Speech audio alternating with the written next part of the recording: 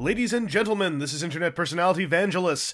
I've dialed in some assistance from the HLJ branch of SmartBrain to check out Kamen Rider Kaiza's signature vehicle, the Side Basher. See, it's got a sidecar and it bashes, so... Toy review! This vehicle is beefy, hefty, chunky, and swathed in gold and silver detailing over its black chassis. It looks and feels really solid despite its transforming nature. Even viewing from underneath, you are treated to an eyeful of SIC techno grunge. Kaiza can sit happily in the driver's seat even though there's a lot of bike to wrap his legs around. There are rolling wheels, but no working turning axle.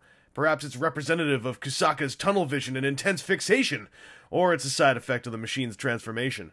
The sidecar is removable if you really want to castrate the side from the Basher. Sadly, it does not have the legroom to accommodate a seated passenger, but a standing passenger can hang out just fine.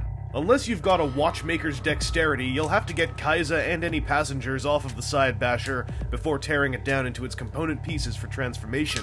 Yes, it does suffer from parts leprosy, but I find it doesn't do that much more than is absolutely necessary. The basic logic is that the sidecar splits to form the legs. You open up the main bike to retrieve the arms and attach them to the thighs. Then you slam the legs into the now wheel-devoid bike chassis. Pulling the bike open to get at the arms is the only real drag. Otherwise, this is a surprisingly smooth conversion for all of its disassembly-reassembly stuff. The Side Basher, or Side Basshar for you Gurren Lagann type people, stands almost as tall as an SH Figuarts body and takes up a lot more width. It looks très menacing, with or without Kaiza at its controls. I am in love with some of its more greebly detailing, like the steam piston sickness in its shins. Best of all, it casts a great A-stance silhouette, like a Gerwalk Valkyrie's deranged motorcycle cousin. That's thanks to its basic and decent posability. The connection points on its hips double as limited universal joints.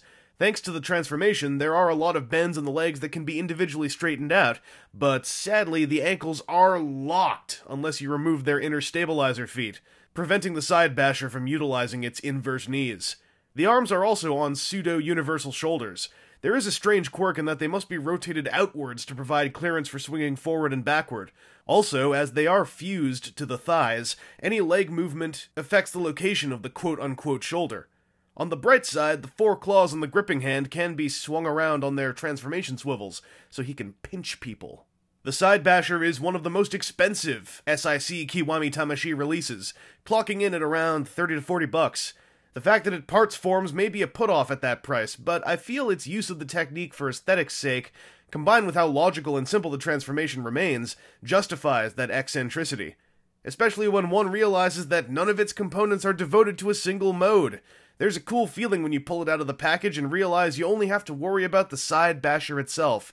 No little plug-ins, plug-outs, connection pieces, or etc. It's like a perfect transformation, except that it's not quite perfect. I don't know how to explain it any better. And it is a girthy little piece of plastic covered in fine sculpting and poignant paint apps. I've not gone looking for other buyers' reports, but my own copy of the toy feels dead solid and unfragile in either mode. If you can stomach a pricier add-on to your KT collection, the Side Basher justifies itself in several respects. I'd recommend it to a Kaiza devotee, and mildly recommend that mecha aficionados give it a glance for its interesting engineering and delivery. Anyway, this has been internet personality Vangelus. I know I've gone a bit out of order, but don't worry. I'll be swinging the camera back around to check out the original transforming Kiwami Tamashii machine soon enough. Sometime.